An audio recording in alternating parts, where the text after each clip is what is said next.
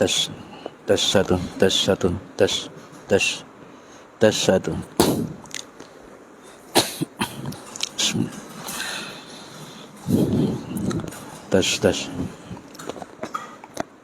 Bismillah.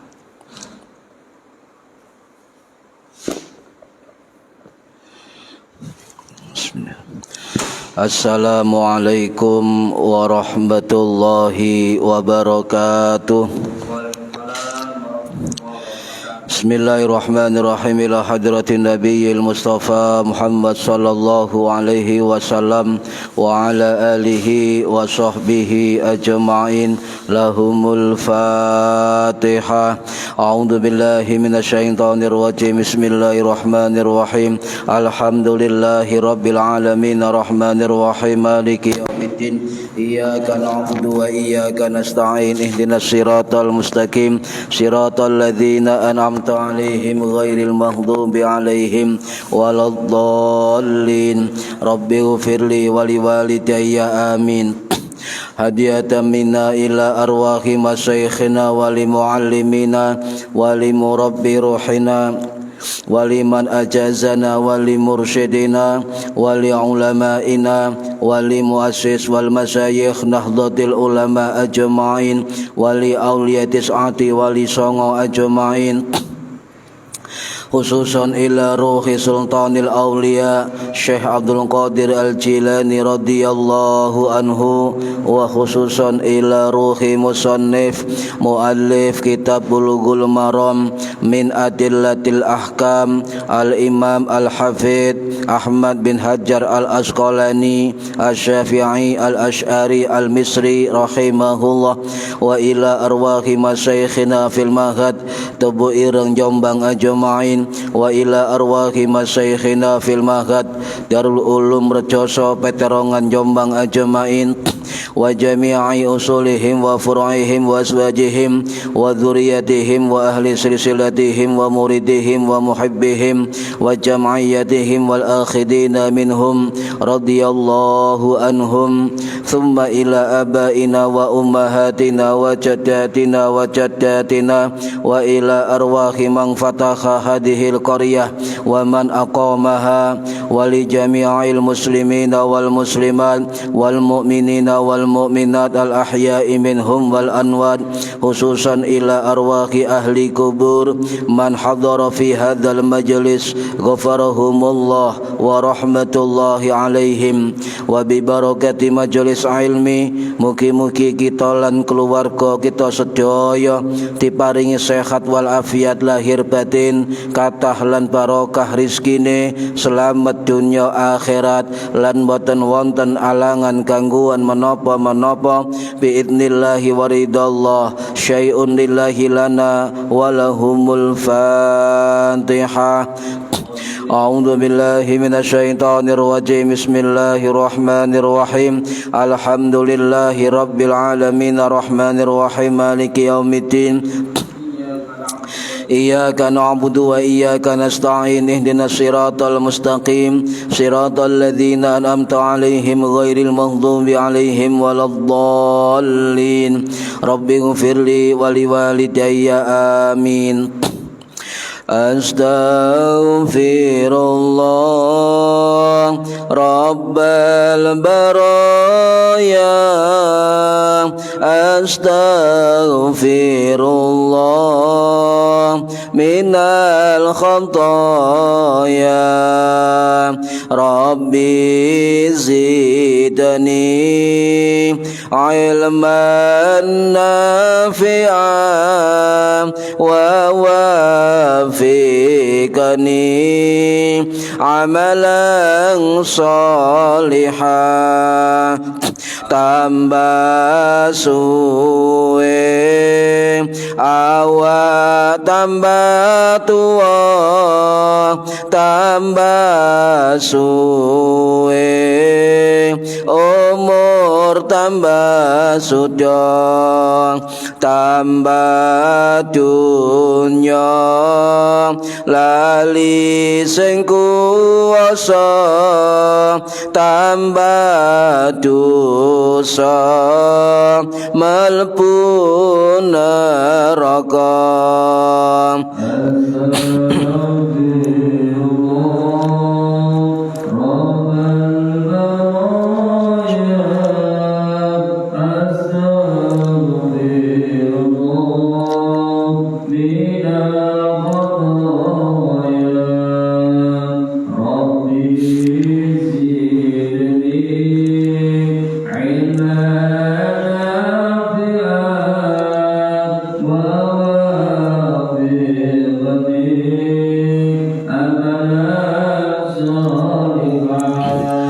Ojo ngaji semaya tua durung karuan umurmu dawa. Ojo ngaji semaya suke durung soke nyawa wis mulih.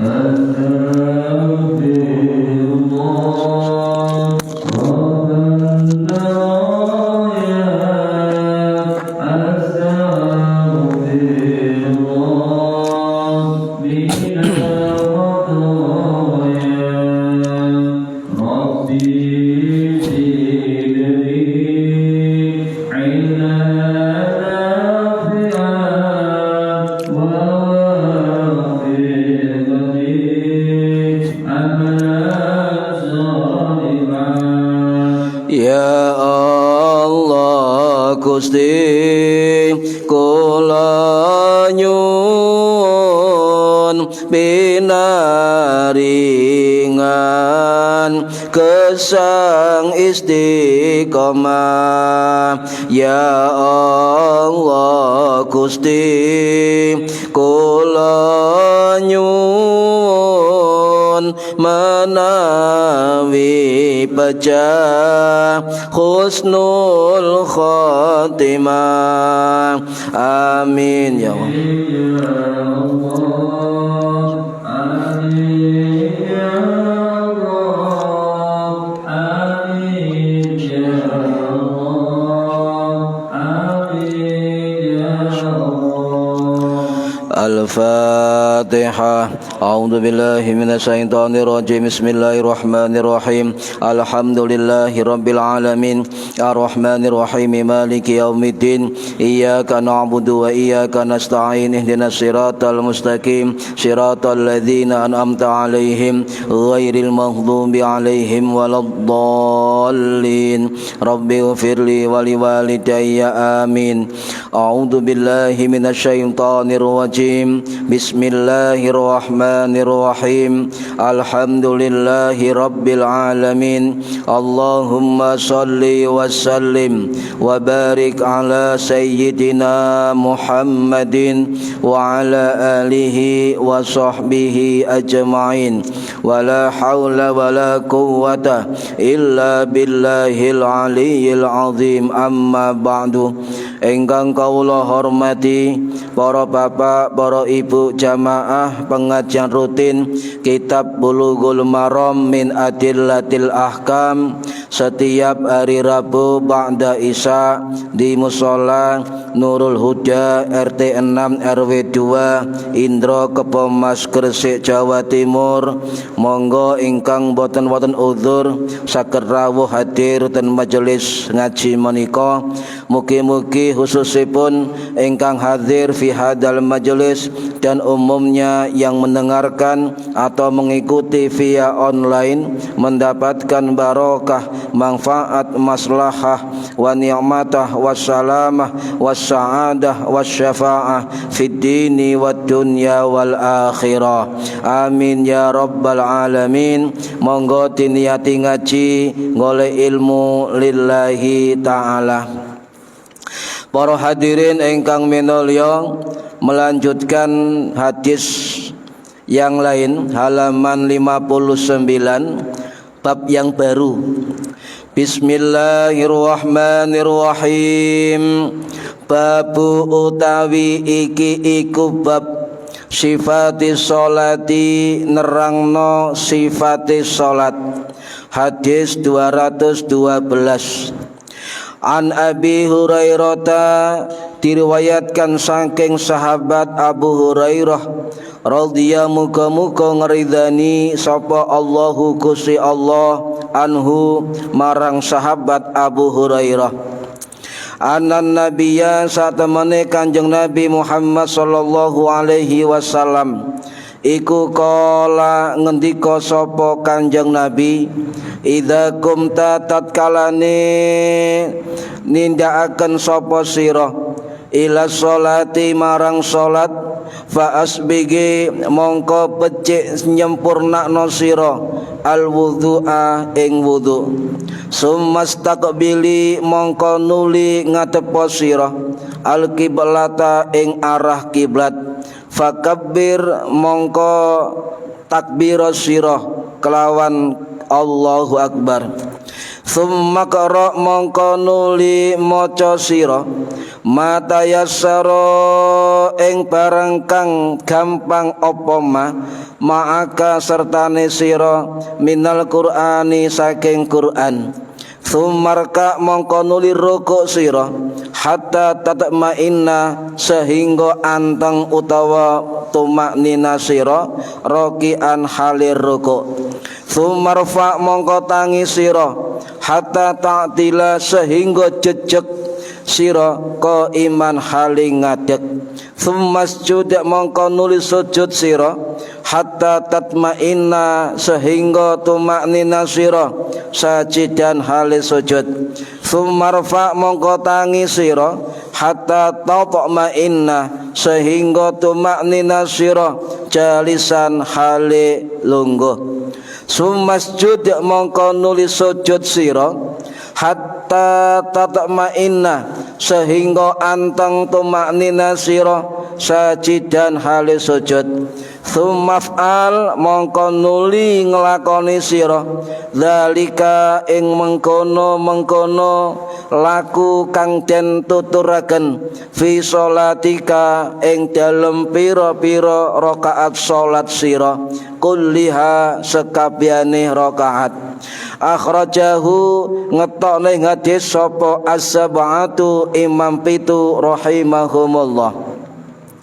Wa lafdzulan utawi lafate hadis iku lil Bukhari kedue Imam Bukhari rahimahullah. Wal Ibnu Majah lan kedue Imam Ibnu Majah rahimahullah. Wa isnadi Muslimin kelawan sanad Imam Muslim rahimahullah. Hatta tatma'inna sehingga antang tumaknina sira qaiman hale ngadeg. Wa mithluhu lan padane hadis riwayat Imam Ibnu Majah rahimahullah fi hadisi ing dalam hadis Rifa'ah bin Rafi'in riwayat sahabat Rifa'ah bin Rafi' Az-Zurqani radhiyallahu anhu inda Ahmad ono sandingi Imam Ahmad bin Hanbal rahimahullah wa Ibnu Hibban lan Imam Ibnu Hibban rahimahullah. Hatta tatma'inna sehingga anteng tumaknina sira iman hali ngadeg. Wali Ahmad lan kedue Imam Ahmad bin Hanbal rahimahullah. Fa'aqim mongkon jejeka sira sulbaka ing apa iki? Ing iga wekas ing tulang punggung, ing tulang punggung sira hatta tarji'a sehingga balik apa al-idhamu pira-pira balung. Walin Nasa'i lan kedua Imam Nasa'i rahimahullah wa Abi Dawud lan Imam Abu Dawud rahimahullah min hadithi saking riwayat hadis Rifa'ah bin Rafi'in saking sahabat Rifa'ah bin Rafi' Az-Zurqani radhiyallahu anhu. Innaha sa'tamane sya'nah sa'tamane salat iku la tatimu niku dibeneraken nggih, bukan lan tantima tapi la tatimu. Iku la tatimu, la bukan lan, la tatimu nggih salah niku sampean lurusaken. Inna sa'tamane sya'na inna sa'tamane salat iku la tatimu ora sempurna apa salatu ahadikum salate salah siji sira kabeh hatta yusbiga sehingga nyempurnakno sapa ahad al wudhu'a ing wudhu kama amarahu kaya barang kang den perintah ing ahad sapa Allahu Gusti Allah taala. Thumma yukabbira mongko nuli maca takbir sapa ahad ing Allah taala wa yahmadahu lan maca lan muji sapa ahad ing Allah wa yusniya lan ngelem sapa ahad alaihi ing atase Gusti Allah. Wa fiha lan ing dalam riwayat hadis Imam Nasa'i lan Imam Abu Dawud fa ing kana mongko lamun ana iku ma'aka sertane sira apa Qur'anun Qur'an faqra moko maca Fatihah sira wa illa lan lamun ora ana iku Qur'an sertane sira fa ahmadi moko muji sira ing Allah kelawan kalimat alhamdulillah wa kabbirhu lan maca lan ngagungaken sira ing Allah kelawan kalimat Allahu akbar wa hallilhu lan ngagungaken sira ing Allah kelawan kalimat la ilaha illallah. Wali Abi Dawud lan kedue Imam Abu Dawud rahimahullah summa qara mongko nuli maca bi ummil kitabi kelawan ummul kitab suratul Fatihah wa bima syaa lan kelawan barang kang kersa sapa Allah Gusti Allah.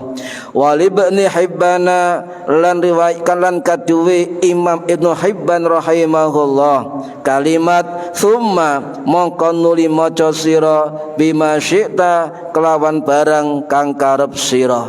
Dawa hadise dawa kula nemu setunggal nih kitab mengapa nih kok nemu kitab tunggal, amin.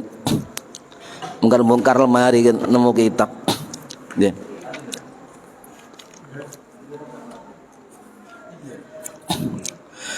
Para hadirin rahimakumullah, nggih.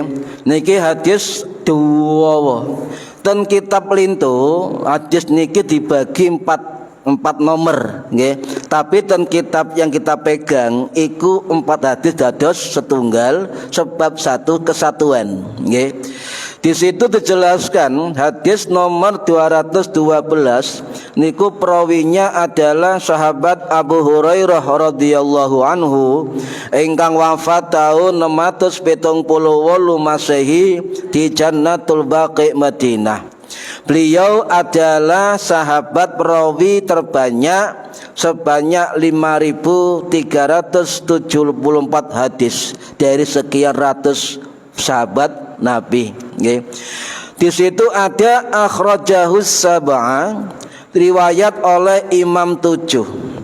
Sinten rawahu sab'ah? Siji Imam Bukhari, loro Imam Muslim, telu Imam Abu Dawud, papat Imam Ibnu Majah, 5 Imam Tirmidzi, 6 Imam An-Nasa'i, 7 Imam Hambali. Ini kalau merawikan yang sama namanya rawahus sab'ah atau akhrajahus sab'ah, dikeluarkan oleh Imam 7, nggih, Imam 7. Kemudian ditambah di kalimat tengah-tengah niku wonten riwayat Imam Ibnu Hibban rahimahullah sing wafat tahun 905 Masehi di Afghanistan. Jadi ada 8 ulama hadis yang meriwayatkan hadis niki, nggih. Para hadirin rahimakumullah, melihat redaksi hadis niki, idza kumta ila sholati, ketika kita mau melakukan sholat, maka ono pesan Kanjeng Nabi yang mendasar sebelum kita melakukan sholat. Nopo? Fa asbigil wudu, maka sempurnakan wudu. Niki dijelaskan, diperintahkan Kanjeng Nabi, berarti Kanjeng Nabi sangat perhatian kepada toharoh sebelum sholat, nggih. Sering kalau sampai akan kadang-kadang kita mengajarkan generasi muda bagaimana cara sholat yang benar, tetapi kita lupa bagaimana cara wudhu yang benar. Sebab wudhu niki adalah syarat sahnya sholat. Lek wudhu gak sah, masih ya sholat sempurna syarat rukune sunai tetap tidak sah sebab syaratnya tidak sah. Makanya Kanjeng Nabi dawuh, idza kumta ila shalah, ketika kamu mau melakukan salat, fa asbighi, niki fi'il amar, perintah, maka sempurnakan wudu'mu, ngoten. Jadi wudu niki harus dilakukan sempurna mungkin sebelum kita melakukan sholat. Makanya kalau menghimbau kepada yang mengajarkan anak-anak di TPQ, di sekolah, madrasah atau dimanapun, ajarkan mereka cara wudu yang benar selain sholat yang benar. Sebab ketika kita fokus dumatep mengajarkan sholat yang benar dan wudhu itu dinomorduakan, maka syarat sah sholatnya tidak sempurna. Harusnya wudhu dulu isok baru diajari sholat. Anak-anak ini ngoten, sampai ajari wudhu, sampai ajari toharoh. Sebab niki adalah syarat dari ibadah wajib, nggih. Yang dimaksud fa'as bigil wudu niku napa? Nggih. Din istilah Imam Nawawi dikatakan al wudu'us shahih, wudu yang benar, wudu yang sah. Wudu yang benar ngeten, wudu seseorang yang memenuhi syarat dan rukun serta melakukan sunnah-sunnahnya. Ini adalah fa'as bigil wudu, ya, sempurnanya wudu. Tidak hanya tahu rukunnya, tidak hanya tahu syarat sahnya, tidak hanya tahu sunnah wudunya. Yang penting juga adalah bagaimana kaifiyahnya, bagaimana tata caranya. Ini yang paling benar. Kadang-kadang wong apa rukune, kadang apa syarate, apa sunnah-sunnahe, tetapi tata caranya salah. Sebaliknya nggih wonten kata tiyang bisa berwudu, wong pinter wudu tetapi tidak tahu syarat rukun dan sunnahnya. Niki sing jenenge napa? Fasbigil wudu. Nah, terus guru kula ngeten para hadirin, fasbigil wudu termasuk al wudu shahih, wudu sing bener itu ada 3 keadaan harus kita pahami. Sebelum wudu, ketika di dalam wudu, dan setelah wudu. Ini satu rangkaian nggih. Sebelum wudu napa? Ana sunnah wudu nggih. Maca bismillah, apa iki? Cuci 2 telapak tangan, kemudian berkumur, menghirup hidung, menghadap kiblat. Niki sunnah sebelum kita wudu. Ketika sebelum wudu juga diraba apa sudah sempurna syarat-syarat wudunya. Kemudian ketika di dalam wudu maka berlaku rukun-rukunnya. Syarat-syarat wudu niku wonten 10 dalam mazhab Syafi'i. Rukun wudu wonten 6 di dalam mazhab Syafi'i. Mulai dari apa? Niat, membasuh muka, membasuh tangan, mengusap kepala, kemudian membasuh kaki dan tertib. Itu 6 rukun harus tertib berurutan. Nggih.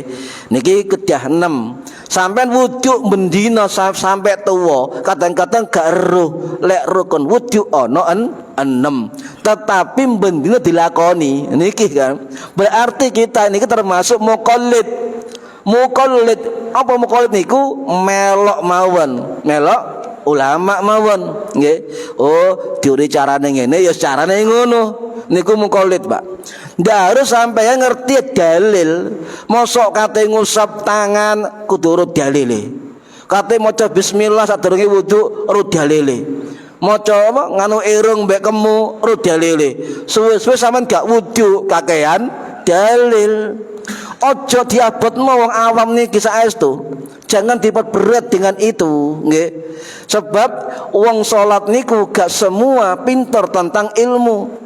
Ya, sing penting sampeyan ngerti tata cara nglakoni salat. Siji tok Pak sing sampean ukur. Rukun salat ojo sampai diyakini itu suatu sunnah, atau sebaliknya sunnah dalam salat ojo diyakini sebagai wajib atau rukun. Niku tak mawon ukurannya nggih. Contoh sampeyan maca iftitah nggih. Kadang wong akeh kadang ngerti kadang gak. Iftitah niku sunnah, kadang gak ngerti ya. Itu ndak masalah. Tetapi lek meyakini bahwa iftitah adalah rukun salat, maka jenengan batal salatnya. Niki ndak harus kemudian sampean apal dalil kabeh. Nyen sewu. Wong sing ngomong ngeten ana dalile, agama adalah dalil. Kalau nate tanglet wong jenggot-jenggot niku saestu. 2014-15 sering debat kula nggih rumiyin. Tak tanya apa dalilnya takbiratul ihram, endi ayat Qur'ane, endi hadise, kitabe apa, hukumnya gimana, mazhab apa dan sebagainya. Ndak tahu. Oh, bolak-balik ngomong mana dalilnya, aina dalil, tapi gak ngerti dalil iku akeh, Bu. Jok kuatir. Kadang ngomong tok saestu niki nyata fakta niki nggih. Gak ngerti dalil. Ngawur kadang-kadang dalile, salah kabeh kalimate, dudu hadis dianggap hadis niki.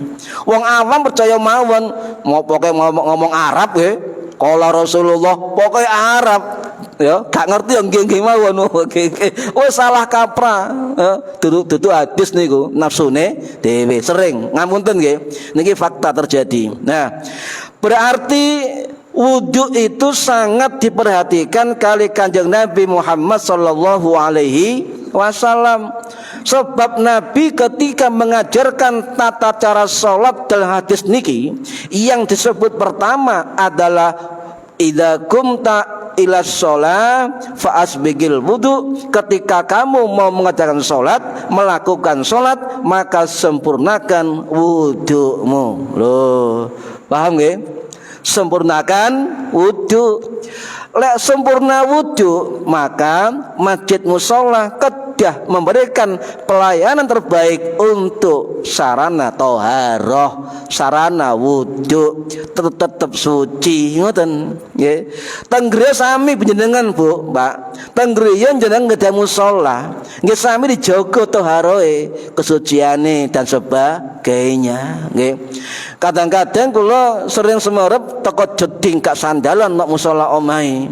Kula warah kanca kula, jeding iki nggone penyakit, nggone najis. Ketika sampai gak sandalan, maka dikhawatirkan telapak kaki sampeyan itu membawa najis ke tempat sholat rumah sampeyan. Maka lebih baik sampeyan golek sandal tuku kelompen nggih. Ya siji loro digawe sarana melaku mulai jeding sampai mushola rumah. Khusus Bu, ojo kemudian kelompen digawe nang pasar, digawe khusus untuk sholat. Kelompen murah nggih.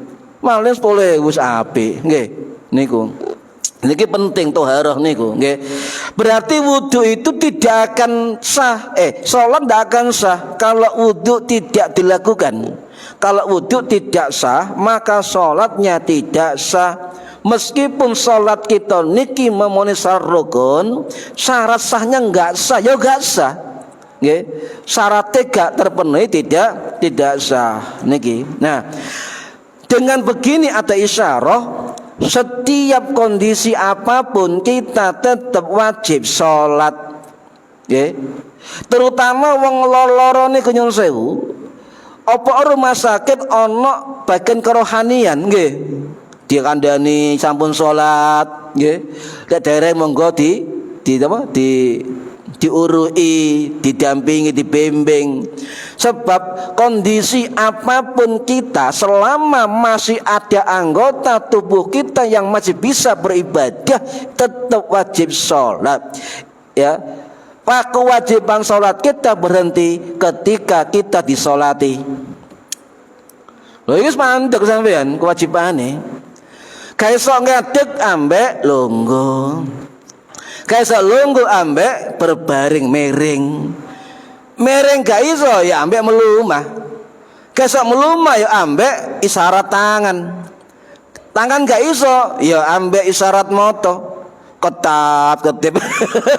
Yang penting dia bagaimana kemampuannya tetap wajib sholat. Ini yang sering terjadi ketika kita loro titik gak sholat. Nggih. Hati-hati. Wong ana wudu, ana tayamum, diwudukan, ditayam enggak apa-apa. Sing penting salat. Gak iso ngadep kiblat miring loro, ya menghadap semampunya sebab ada uzur. Makanya niat di dalam salat ditambahkan Imam Syafi'i mustaqbilal kiblati, cenderung ke arah kiblat. Ya kadang-kadang arah kita salah Pak. Ya cenderung ke arah kiblat. Nah, ketika kondisi normal kalau baleni, ketika kondisi normal maka kita wajib melakukan sholat. Kecuali kondisi tidak normal itu juga tetap wajib sholat. Contoh zaman Covid rumiyin, uang kadang nggak helm, nggak jaket, nggak sabuk, nggak plastik, ya apa ngoyone, ya apa ngesengi, ya apa wudune kok ngoten. Maka di fikih diatur itu kondisi faqidut tahurain. Tidak menemukan disamakan kias, gak nemokno banyu, gak nemokno debu. Maka dia boleh sholat jika kondisi faqidut tahurain, tidak iso menemukan air dan debu, atau tidak bisa memakai air dan debu karena ada faktor tertentu. Langsung sholat, ndak apa-apa. Ya, sing karo sewong karo ilmu ki ya Allah. Ya, sing ngerti ya mes-mes mawon. Soal diatur dalam fikih niku kondisi fakir itu tahurain. Wong sing sholat gak nemono banyu, gak nemono debu, boleh sholat kondisi darurat. Nggih. Cuma ulama beda pendapat. Kalau misalnya kondisi seperti itu sholat, apakah perlu diqadha atau diulangi? Iki beda pendapat ulama. Nggih. Contoh, mazhab Syafi'i dan Hanafi, bagaimana kondisi apapun orang itu dalam udzur apapun tetap wajib sholat. Ya. Contoh kondisi faqidut tahurain, ya, atau pakaiannya najis, tidak ada pakaian lagi, nggih. Atau tempat itu najis kabeh sampai gak usah milih najis, nggih. Maka mazhab Syafi'i Hanafi mengatakan tetap wajib sholat. Tetapi kalau menemukan air, menemukan baju suci, tempat suci, maka wajib diulangi, wajib diqadha. Paham nggih? Niku mazhab Syafi'i dan mazhab Hambali. Kalau mazhab Hanafi, kalau mazhab Maliki, ya, lek kondisi seperti itu, misalnya najis pol, panggonan najis pol, ke ono banyu, wis pokoknya gak layak belas, ya, maka menurut mazhab Maliki gugur kewajiban sholatnya. Niki mazhab Maliki. Sedangkan mazhab Hambali, ya, itu tetap wajib sholat dalam kondisi apapun. Setelah dilakukan maka tidak usah diulangi. Jadi bedane lek mazhab Syafi'i, mazhab Hambali, kondisi darurat dengan pakaian najis atau enggak nemokno banyu atau tayamum, maka tetap wajib sholat tapi wajib diqadha. Tetapi mazhab Hambali tidak usah diulangi atau diqadha sebab cukup, ya, kata mazhab Hambali. Paham nggih? Kedah semerep, nggih. Tidak ada alasan siapapun, sakit apapun tidak mau sholat. Ini keliru besar, nggih, keliru besar. Makanya guru kita mengatakan selama ada anggota tubuh yang masih bisa untuk bergerak, ya, itu dilakukan kewajiban sholatnya. Dia berakhir tidak sholat ketika dia disolati. Wis entek niki pun, nggih. Entek niki. Mosok kata sembayang pisan ae. Pisan tok musala disolati. Masyaallah. Naudzubillah. Para hadirin rahimakumullah, nggih. Kemudian kalau misalnya enggak ono banyu, enggak ono tayamum, maka sampeyan katanya wajib sholat. Berarti enggak iso wudu, nggih. Enggak iso wudu. Maka ada solusi dari mazhab Syafi'i yang namanya lihurmatil waqti. Lihurmatil waqti. Salat hormat waktu. Enggak kemudian sampai menang terus niat hormat, enggak, tetap salat sampean. Tetap niat ditambah lihurmatil waqti. Nanti ketika ada tempat yang suci, waktu yang longgar, maka wajib diulangi. Itu namanya lihurmatil waktu.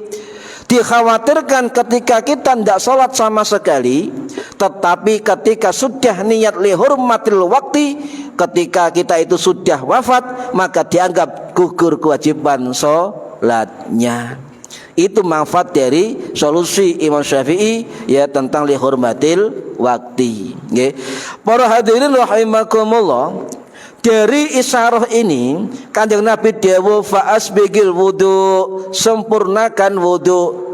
Maka ini juga petunjuk dari Kanjeng Nabi supaya kita tahu tentang ilmu wudu, tentang cara-cara wudu. Sebab kalimat perintahnya asbih, Pak, asbighi atau fa asbighu niku fi'il amar, perintah, sempurnakan wudumu, sempurnakan wudumu, ngoten nggih. Bukan fa'ilus wudu, lakukan wudu, ndak, fa asbigil wudu. Kalimatnya wis jelas, sempurnakan wudu, nggih. Kuduruh syarate, kuduruh rukune, sunah dan carane. Ono ngene pertanyaan, lek wong awam disuruh tahu seluruh syarat rukunnya ndak mampu, betul nggih? Sampai sholat mendino 5 waktu, sampai saiki apa rukunnya sholat? Apal?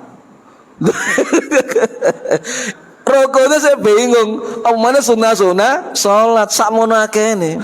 Lah, pertanyaannya, apakah setiap orang awam harus tahu dalil? Tidak. Ya, sing penting kata Imam Ghazali ngeten, memang dianjurkan untuk setiap orang muslim terhadap ibadah wajib itu wajib paham ilmunya, ya. Tapi tidak semua orang mampu untuk memahami itu, paham nggih? Nah, ketika orang awam melakukan sholat dan tidak mampu mempelajari ilmu sholat, tapi terus caranya sholat, maka ulama Syafi'i mengatakan sah sholatnya, paham gak? Sah sholatnya, tidak usah ngomong dalil lah, ya. Sebab tingkatan kita adalah tingkat taklid, melok, tingkat muqallid, ya. Melok ulama. Sampai cara sholat teko sinten wong tua, guru-guru nggih, sampai salat Kanjeng Nabi. Maka cukuplah bagi orang awam, meskipun dia sholat gak ngerti rukun sholat, tapi mendino ngelakoni rukun sholat, sah niku gak masalah. Nggih, pun kuatir ulama Syafi'i niki pun ngomong ngoten, sebab kita niki adalah muqallid, pengikut melok-melok ngoten. Atau minimal muttabi', ya, dukuri muqallid, ya, pengikut, ya. Niki berhadir rahimakumullah. Nggih. Nah, salat dengan pakaian najis, ya. Contoh, ya. Salat dengan pakaian najis, sampean duwe klambi situ, ya, najis. Utawa kondisi bencana alam, banjir. Ndak ono banyu bersih. Kelambi sama kena taek misalnya. Bagaimana kondisinya? Apakah wajib sholat? Tetap wajib sholat, tetapi dengan pendekatan keadaan tidak normal. Lek ono kelambi blas, sampai duwe kelambi situ najis, maka menurut ulama ono 3 pilihan. Tetap wajib sholat. Tidak ada alasan sama nggak sholat. Siji, ya, bisa dengan sholat dengan pakaian najis tersebut. Yang kedua, bisa sholat dengan telanjang. Yang ketiga, nunggu pakaian suci baru diqadha. 3 pilihan, Pak. Ini 4 mazhab. Nah, apakah pilihan itu yang paling mudah yang mana? Ya, sebab ketiganya enggak memenuhi syarat sah sholat. Enggak dah. Pilihannya kok bingung, abot. Nah, pilihannya kata guru saya, pilih dua ukuran. Satu, pilihan antara najis dan nutup aurat. Najis dan nutup aurat. Ya, mazhab Maliki, mazhab Hambali niku boleh sholat dengan pakaian najis kalau ndak ono pakaian lagi. Satu-satunya apa? Pakaian. Boleh dipakai. Cuma mazhab Maliki, mazhab Hambali itu tetap mewajibkan nopo? Mengulang sholat dengan baju yang suci. Sama eling-eling, sak minggu enggak pakaian najis sholat 5 ping 7, berarti qadha 5 waktu ping 7. Lah ngoten, Pak. Nggih. Kemudian para hadirin rahimakumullah, dalam madzhab Syafi'i itu ana keterangan ngeten. Lek pakaian sampean najis, enggak ada pakaian lagi, nyun sewu ini fikih, ya. Maka Imam Syafi'i di dalam kitab Al-Um itu menyatakan sholatlah walaupun tanpa menutup aurat.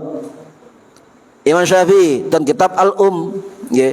Sedangkan mazhab Hanafi, kalau najisnya itu tidak lebih 3/4 dari pakaiannya, ya, boleh dipakai. Contoh, sampean gawe sarung ambek kelambi, sing najis mek sarung separuh, berarti kurang dari 3/4, boleh dipakai lek darurat. Ya. Kalau misalnya najis itu melebihi atau dominan dari pakaian najisnya, maka dia memilih dua hal, sholat dengan telanjang atau sholat dengan pakaian najis. Tetapi mazhab Hanafi mengatakan tidak usah diulangi. Para hadirin rahimakumullah, milih sing pundi panjenengan? Nyun sewu Pak, kalau tak delokno wong iku ngajar fikih kok salat lanjang piye iki. Lho, ana kitabe, cuma ana carane gak ngawur ngoten. Kadang kula niki difitnah wong Pak, ngaji-ngajine saestu. Keterangan kula dipelintar-pelintir ngeten. Ya Allah, iki sabar mawon nggih. Lah, memilih yang mana? Guru kita mengatakan pilih sing paling ringan mudharate. Nggih. Walaupun 4 mazhab beda pendapat. Untungnya NU itu berpijak kepada 4 mazhab. Ya. Jadi kita memilih yang mana? Lek milih udo nyun sewu, meskipun itu pendapat Imam Syafi'i, tapi guru kita gini, delok kondisi. Ya. Kalau kita telanjang ada 2 mudharat, Pak. Siji mudharat awake dhewe, loro mudharat tang wong liya.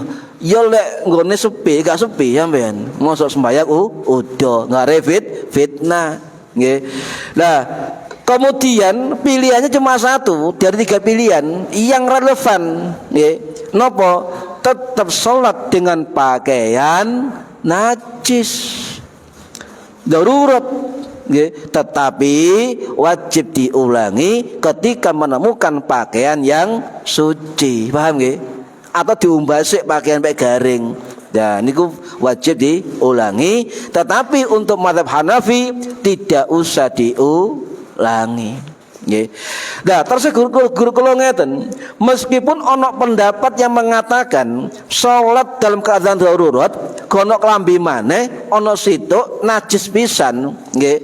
Terus nglakoni salat ambek pakaian najis itu, apa memang ada pendapat wajib tidak usah diulangi? Guru kita mengatakan fikih niku cung ada al-ihtiyat, kehati-hatian. Meskipun ono pendapat mengatakan ya tidak usah diulangi, tapi kita menganjurkan untuk diulangi, kehati-hatian, nggih. Para hadirin rahimakumullah, nggih. Kemudian summa istiqbalil qiblah, kemudian menghadap kiblat, nggih. Ngadap kiblat itu adalah syarat sahnya salat, nggih. Sampai lek gak ngadep kiblat maka enggak sah salatnya. Jadi suci, nutup aurat, ya, ngadep kiblat itu termasuk syarat sahnya salat. Kalau kita salat tidak hadap kiblat, maka salatnya tidak sah kecuali 2 kondisi. Kondisi perang sampai salat khauf, boleh gak ngadep kiblat, situ ngadep ngulon, ngadep ngetan, ngadep ngalor, menjaga musuh, boleh. Tetapi fikih ini jarang dilakukan, nggih. Mbah saya dulu pernah cerita, Pak, nggih. Mbah saya dulu pernah cerita. Niku lek perang iku ngadep rono, sujud situ ngadep gantian ngoten. Tapi jamaah ana carane, nggih. Lah, 1 salat khauf, yang kedua kondisi salat sunnah di atas kendaraan. 2 kondisi ini yang boleh tidak menghadap kiblat. Sampeyan salat sunnah duha ndukure mobil, Allahu Akbar, ngadep ngulon. Moro-moro nang tol ngiwo. Apa berhenti? Tidak, ndak apa-apa. Untuk salat sunnah, nggih. Niki pendapat ulama Syafi'i, Pak. Wonten kula temuaken salah satunya, nggih, pendapat Imam Syekhul Islam Al-Qadhi Asy-Syirazi As-Syafi'i Al-Baghdadi rahimahullah, sing wafat tahun 1085 Masih di Baghdad, dalam kitab Al-Muhadzab fi Fiqhil Imam Syafi'i wonten, nggih. Lah, napa niku al-qiblah, nggih, sampai niat mustaqbilal qiblah ngoten nggih. Napa se kiblat niku? Kiblat niku al-jihatu, arah, nggih. Arah ngadep, arah menuju Ka'bah Baitullah, itu al-jihatu utawa kiblah. Atau diartikan al-muqabbalah, ngadep, nggih, ngadep kiblat. Nah, pertanyaannya, ukuran yang dijadikan kiblat kita berkiblat itu apa sih? Nggih. Nyun sewu Bu, Pak. Ketika kita sholat sendirian terutama, ya, ukuran anggota badan kita yang dikatakan ngadep kiblat itu ukurannya dada kita. Dada. Nggih, pokoke ngadep miring gak sampean, ya, dada ngadep kiblat. Nggih. Niki oleh ulama Syafi'i, terutama dari keterangan Imam Al-Qalyubi rahimahullah sing wafat tahun 1659 Masih di Mesir, dalam kitab Hasyiyah Al-Qalyubi atau Hasyiyah kitab dari Al-Mahalli, syarah dari Raudhatut Thalibin karangannya Imam Nawawi, ya. Niku wonten keterangan ngoten, ukuran orang sholat menghadap kiblat anggota badannya adalah dadanya menghadap kiblat, bukan wajahnya, kata beliau. Ya, lebih afdol orang sholat ngadep kiblat ya dadanya ya wajahnya. Tapi ketika dia dihadapkan dua pilihan, maka ukurannya ngadep kiblat adalah dadanya. Nggih. Contoh misalnya ngeten, Pak. Nggih. Allahu Akbar. Niki pun ngadep kiblat itu nggih. Lo sampai ya marah-marah kaget langsung noleh ngeten. Nggih. Misalnya menapa-napa wong noleh tidak refleks kan, tapi dadanya tetap menghadap depan. Al-jihah ke arah Ka'bah, al-muqabbalah ngadep kiblat. Niku ukuran fikih dalam mazhab Syafi'i, dan menurut Imam Al-Qalyubi itu pendapat jumhur ulama. Itu beda dengan sampean ngeseng ngoyo. Lek salat ukuran ngadep kiblat dodone. Tapi lek menurut mazhab Syafi'i, terutama dalam kitab Hasyiyah Al-Bujairimi Al-Khatib, karangane Imam Sulaiman Al-Bujairimi Al-Misri rahimahullah sing wafat tahun 1806 Masehi di Mesir. Juga wonten keterangan dalam kitab Hasyiyah Al-Jamal karangannya Imam Sulaiman Al-Jamal Al-Ujaili Al-Misri rahimahullah sing wafat tahun 1796 Masehi di Mesir. Niku mengatakan di dalam mazhab Syafi'i ukuran sholat hadapnya orang adalah dada, tapi ketika buang air kecil, buang air besar, ngeseng ngoyoh, itu ukurannya bukan dadanya, bukan wajahnya, tetapi kemaluannya, silitnya dan kemaluannya. Makanya ngadep kiblat makro, belakang kiblat yo makro. Jadi maksud sing didepno niku duduk dadoe tapi anune. Niki mazhab Syafi'i, Pak. Ono ae lho iki fikih ini. Ini fikih, bukan dada. Ya, jadi sampai misalnya nyun sewu nggih, mereng jedinge sampai depno untuk ngalor awake ngulon, berarti diarani gak ngadep kiblat. Niku ukuran standar, Pak, dari ketika buang air kecil, buang air besar. Nggih. Ya, boleh gak terima, tapi ini fikih dan ada aturannya oleh para ulama. Nggih, niki. Para hadirin rahimakumullah, napa harus persis ngadep kiblat, Pak? Sampai kalau tangleti nyun sewu, pira sih ukuran bangunan Ka'bah? Pinten? Tahu ngukur sampean? 11 meter punjul titik, ya, 11 punjul titik. Niki pinten niki? 8. Sik pas ngadep Ka'bah arah. Nah, Masjid Agung, masjid besar, masjid nasional, sik ombon masjid timbang apa lebare Ka'bah. Lek gawe hukum persis ngadep bangunan Ka'bah, nggih, maka sing salat pojok sakno, Pak, gak ngadep bangunan Ka'bah, kudu miring salat ini. Jadi ngeten salat mangke. Nggih. Niku perlu diperhatikan. Jadi rasdul kiblah, meluruskan kiblat itu anjuran. Kalau catatannya kemiringan kita itu tidak sampai 20 sampai 25 derajat dari timur, dari utara laut. Itu ukurannya. Ya. Tetapi Misalnya masalah niki nggih diukur ketika Rasul kiblah, nggih. Loh, kemiringannya 10 derajat atau 20 derajat masih dimaafu, boleh. Enggak usah dirubah bangunannya, enggak usah dirubah mimbarnya, nggih. Lucu, Pak. Ketika bangunannya pancet itu Pak Imam miring. Ya. Wis sing dirubah wis sajadahe mawon, nggih. Gak usah ngerubah bangunan. Lek iku yakin Rasul kiblah. Tapi lek kemiringannya enggak sampai 25 derajat, enggak usah dirubah. Itu oleh MUI dan juga keputusan Basul Masail NU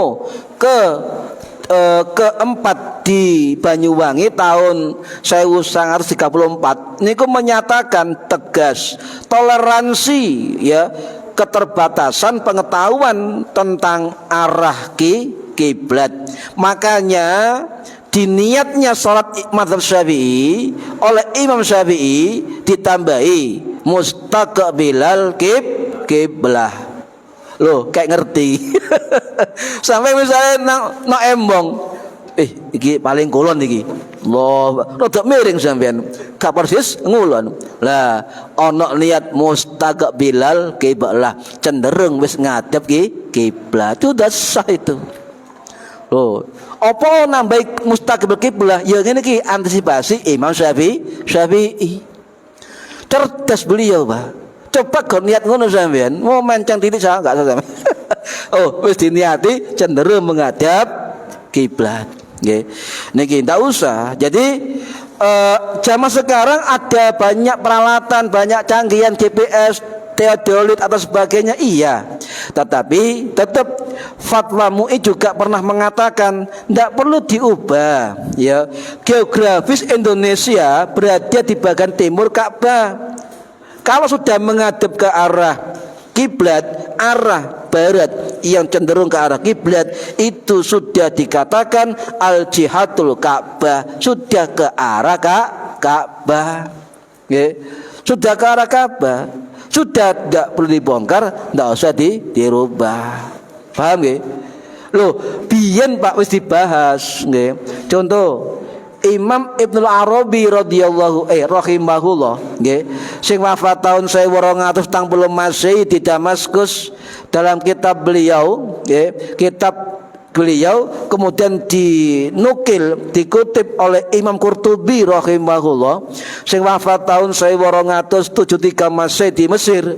Niku dawuh ngeten nggih, kalau tempat itu jauh dari Mekah, contoh Indonesia nggih, Indro lah, aduh toko Mekah, nggih, aduh toko Mekah, maka memang wajib tepat arah Ka'bah, lek ketok Ka'bah.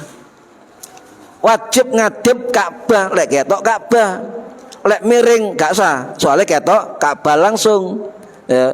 Tetapi ya, kewajiban tepat arah Ka'bah itu kewajiban yang tidak bisa dilakukan.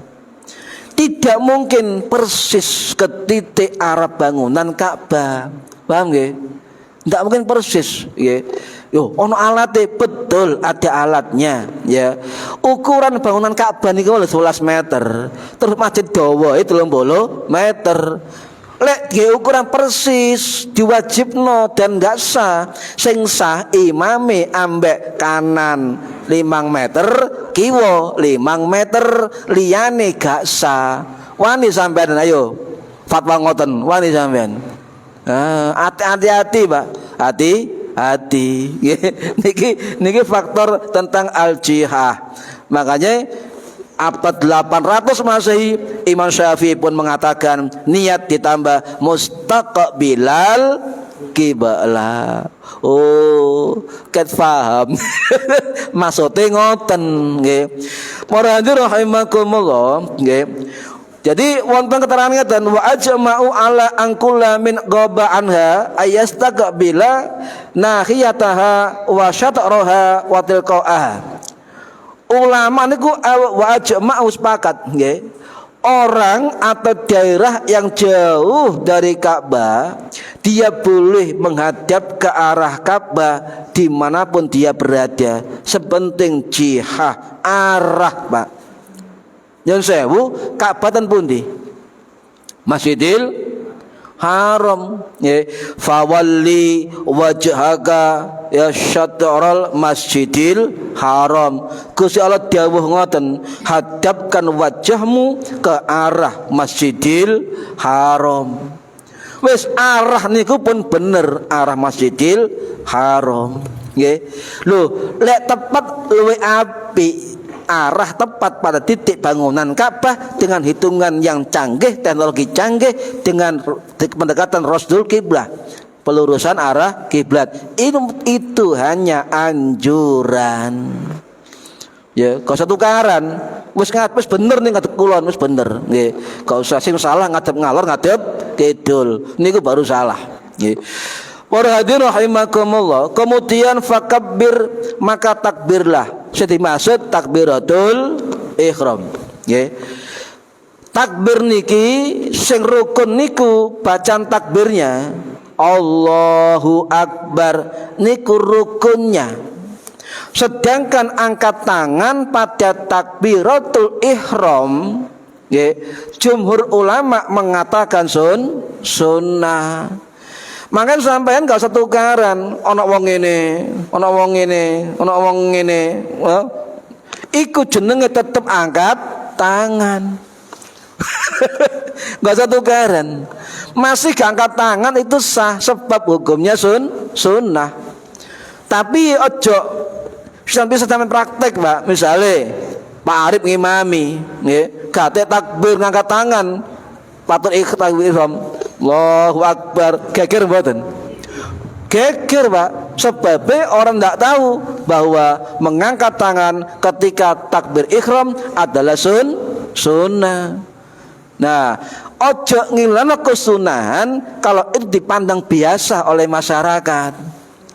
Makanya kadang wong ngerti ilmu, kadang bertolak belakang dengan masyarakat, tidak bijak namanya, nggih. Tidak bijak sana, bijak sini. Makanya wong ilmu luas itu lebih bijak, Pak.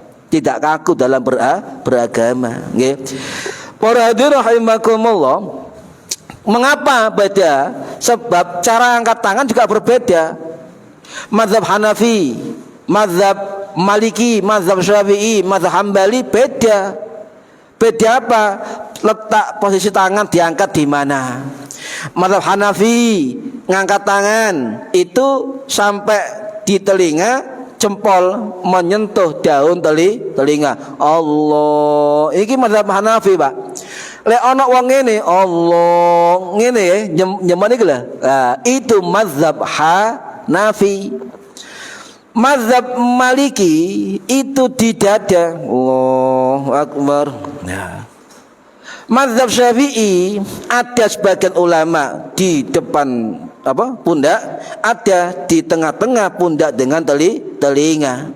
Cuma hukum ini diluruskan oleh yang namanya Imam Ibnu Hajar Al-Haytami rahimahullah, sing wafat tahun 1566 Masehi di Ma'la Mekah. Di dalam kitab beliau Al-Fatawa Al-Fiqhiyah Al-Kubra, beliau mengatakan sing dimaksud takbirnya Imam Syafi'i adalah ketika telapak tangan bawah di depan pundak dan jari-jari di samping telinga.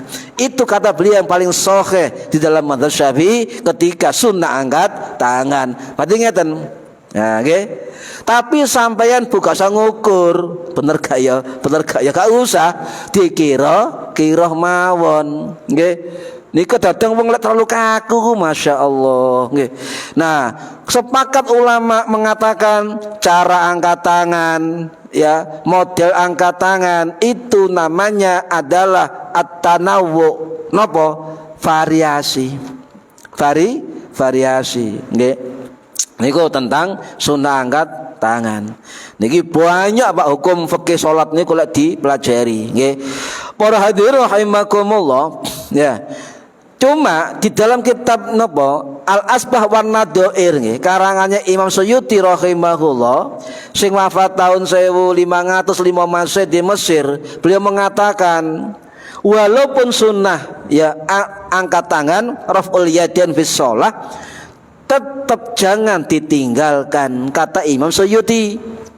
Mengapa? Beliau mengatakan ya, angkat tangan di dalam takbir itu sudah ditashkeh, dilakukan oleh 50 sahabat yang titelnya ulama.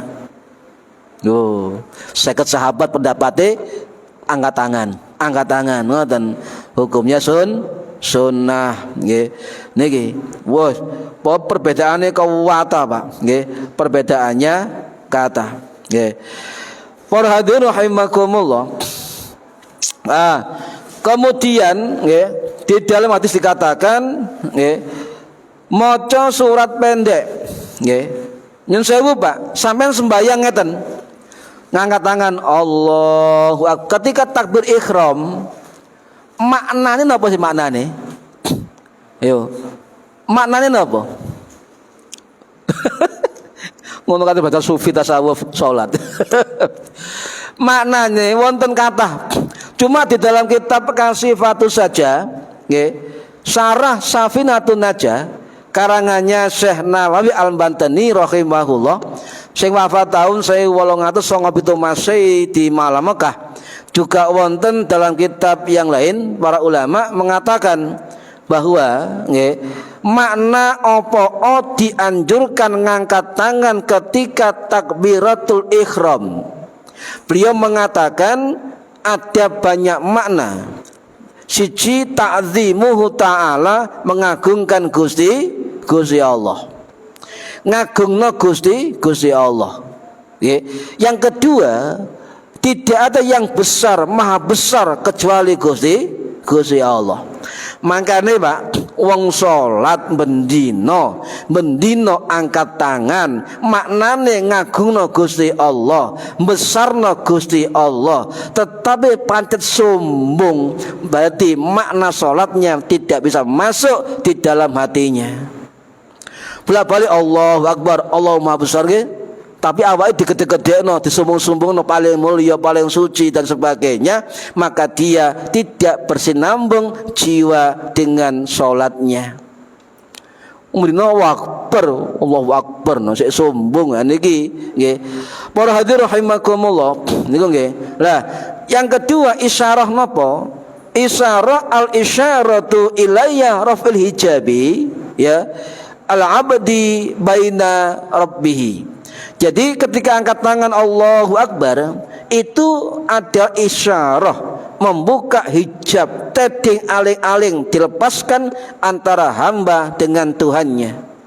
Jadi ketika kita angkat Allahu Akbar, angkat tangan, maka kita membuka tabir kita yang membatasi kita dengan Allah. Makanya pentingnya kita mengerjakan angkat tangan ketika takbiratul ihram. Nggih. Niki para hadirin rahimakumullah, nggih. Diringkas nggih. Tambah dalu isyae. Summa qara ma tayassara maka minal Qur'an. Artinya setelah maca Fatihah, maka kita maca surat-surat, ya, ma tayassara, maka bacalah apa-apa yang mudah untukmu dari Quran. Gusti Allah dawuh faqra'u ma tayassara minal Qur'an, maka bacalah Quran yang gampang, bacalah yang mudah-mudah dari Al-Qur'an. Ya. Sing gampang-gampang, enggak usah sampean bingung, ya.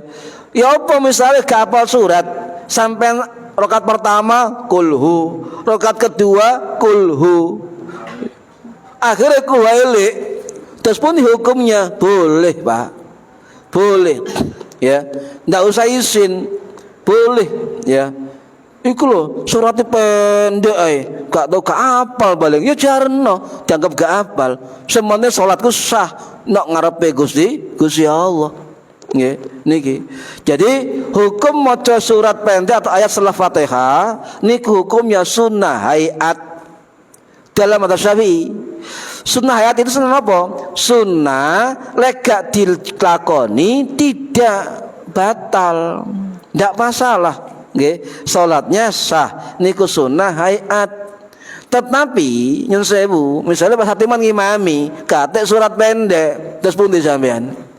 Misalnya waladdallin, makmum amin, Allahu akbar, geger boten musolane iki. Aliran baru. Misalnya Pak, atau lupa. Sah, ya, enggak apa-apa. Surat pendek atau ayat setelah Fatihah itu hukumnya sunnah. Bahkan sunnah hayat, ya, tidak pengaruh terhadap keabsahan salat kalau tidak dibaca, ya. Kemudian bagaimana saya pernah dengar, ya nyun sewu Pak, kadang-kadang ono, ya saiki gak ono, biyen ono ngimami salat Isya, ya, rakaat pertama banter surat Fatihah surat, rakaat kedua banter Fatihah surat, jenenge wong lali, rakaat ketiga banter Fatihah surat. Lho, gak bahaya gitu, ya.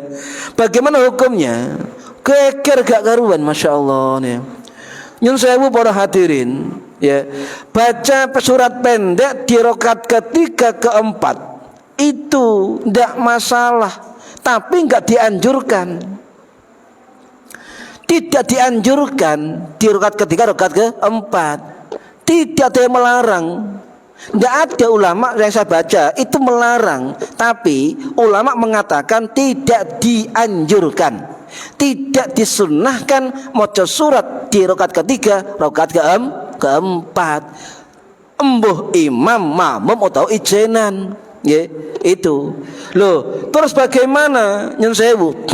Di dalam mazhab Syafi'i wonten keterangan tentang kitab Fathul Mu'in, ya, karangannya Imam Zainuddin Al-Malibari Al-Fandani Asy-Syafi'i rahimahullah, sing wafat tahun 1579 Masehi di India.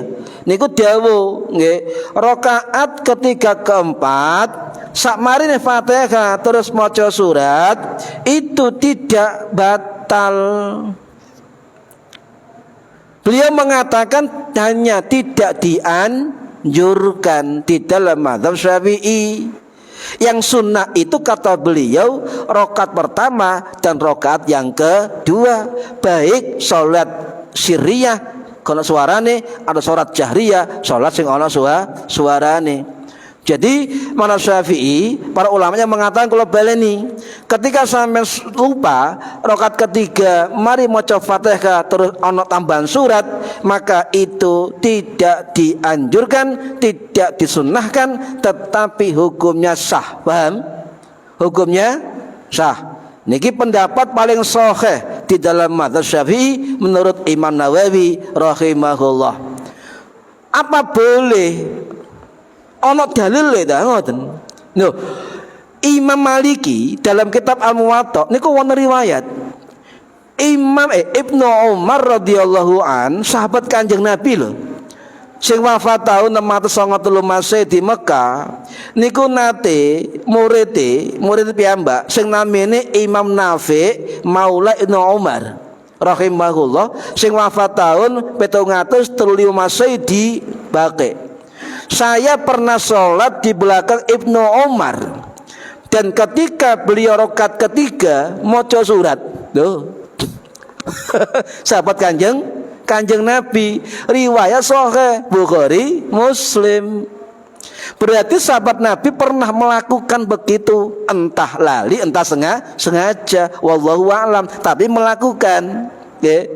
Lah, pernah juga beliau mengatakan Ibnu Umar ketika ngimami sholat, ini di kitab Al-Muwatta, dikatakan pernah satu rakaat beliau membaca dua surat. Apakah boleh? Boleh. Tapi coba sampai nak ini Pak, dua surat Pak Arif misalnya, mari inna anzalna Bismillahirrahmanirrahim. Alam tara kaifa fa'ala rabbuka bi ashabil fil. Keker mboten. Imam nambah surat yang kesuwen. Tapi hukumnya boleh, ya, boleh. Tapi kalau enggak biasa nyun sewu nggih, jangan dilakukan gare geger. Tebu ireng Jombang pesantren subuh niku dua surat. Surat surat nidawa amma yatasaalun, ditambahi mana Pak? Al munafiqun, ya Allah tambah dawa. Niku dua surat dalam satu rakaat. Ya. Lho lek gak oleh sepundi? Lho niku tradisi Mbah Hasyim Asy'ari. Ahli hadis beliau nih ya. Bahkan juga wonten ana ulama ya menerangkan ya, Kanjeng Nabi dari sahabat di Juhaina Pak itu pernah jamaah dengan Kanjeng Nabi ya. Niki riwayat saking sahabat dari Imam Abu Dawud rahimahullah. Pernah sahabat dari Juhaina sholat belakang Kanjeng Nabi. Beliau mengatakan Kanjeng Nabi mari maca Fatihah, rakaat pertama maca surat iku, rakaat kedua ya surat iku.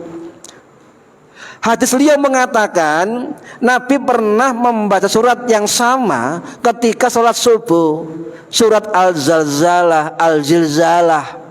Nah, ini menunjukkan nyun sewu nggih, sampeyan misalnya gak apal surat belas, me apal Al-Falaq, apal An-Nas, dibaleni pertama, kedua, itu ndak masalah. Ya, tidak masalah. Ojo dipersulit agama ini, ono aturane, paham nggih? Ya, contoh ngeten, Pak. Wonten ten kitab ensiklopedi terbesar, kitab Al-Mawsu'ah Al-Fiqhiyah niku mengatakan zahabal jumhurul Hanafiyah wasyafi'iyah wal Hanabilah ya ila annahu la ba'sa lil musalli ayyukarrira surata minal Qur'an allati qara'aha qara'aha fi raqatil ula. Tidak masalah jumhur ulama, mazhab Hanafi, mazhab Syafi'i, mazhab Hambali, la ba'sa, tidak masalah, tidak apa-apa untuk orang sholat membaca surat yang sama pada rakaat yang kedua. Loh, 3 mazhab ini enggak masalah, sampean kok bermasalah? Niki nggih, boleh. Jagani lali, Pak, saestu. Jagani lali, kecuali mazhab Maliki. Lek maca surat podo pertama podo, ya kedua podo, beliau mengatakan makruh ya, khusus mazhab napa? Mazhab Maliki nggih. Lah pernah juga nyun sewu sampai nate mboten ngimami salat mari Fatihah maca ayat kursi. Ayo. Nate Bu makmum Waladhdallin amin. Bismillahirrahmanirrahim. Allahu la ilaha illa huwal hayyul qayyum. Nate sampean pernah nggih? Lah, berarti boleh. Cuma kadang wong iku mosok maca ayat kursi. Nggih. Masalahnya gak hafal. Masalahnya gak hafal. Boleh. Kenapa boleh? Ibnu Abbas, sahabat Nabi, kali muridnya namanya Qais bin Abu Hazim Husain rahimahullah di Kufah wafatnya. Niku nate, nggih. Niki wonten teng kitab Al-Baihaqi bahwa Ibnu Abbas rakaat pertama maca ayat-ayat Al-Baqarah, rakaat kedua maca ayat kursi. Ibnu Abbas sahabat Kanjeng Nabi, nggih. Boleh, Pak. Ayat kursi boleh. Utawa tahlil itu kulun amana billahi wa malaikatihi wa kutubihi wa rusulih sampai terakhir boleh, karena itu bagian dari ayat Al-Qur'an. Ono sing takon ya Ibnu Abbas sampai kok maca ayat kursi nggih. Nah, beliau mengatakan faqra'u ma tayassara minhu, maka bacalah dari Quran ya bacaan yang mudah-mudah dari Al-Qur'an. Paham nggih? Niki penting kita lakukan nggih agar tidak salah paham di dalam melaksanakan sholat terutama berjamaah. Pun oh, ikon sama-sama. Nggih mugi-mugi manfaat fid dini wad dunya wal akhirah. Al-Fatihah. A'udzubillahi minasyaitonir rajim. Bismillahirrahmanirrahim. Alhamdulillahirabbil alamin arrahmanir rahim maliki yaumiddin. Iyyaka na'budu wa iyyaka nasta'in. Ihdinas siratal mustaqim. Siratal ladzina an'amta 'alaihim ghairil maghdubi 'alaihim waladdallin. Rabbighfirli wa liwalidayya amin. A'udzubillahi minasyaitonir rajim. Bismillahirrahmanirrahim. Allahumma shalli wa sallim wa barik ala sayyidina Muhammad walhamdulillah walhamdulillahi rabbil alamin. Allahumma alimna ilmal Qur'an wa alimna ilma la ilaha illallah wa alimna min ladunka ilman nasiru bihi kamil mahyatil aman. Wa sallallahu ala sayyidina Muhammad walhamdulillahi rabbil alamin. Wallahu a'lam bissawab. Assalamualaikum warahmatullahi wabarakatuh. Allahumma shalli ala Muhammad.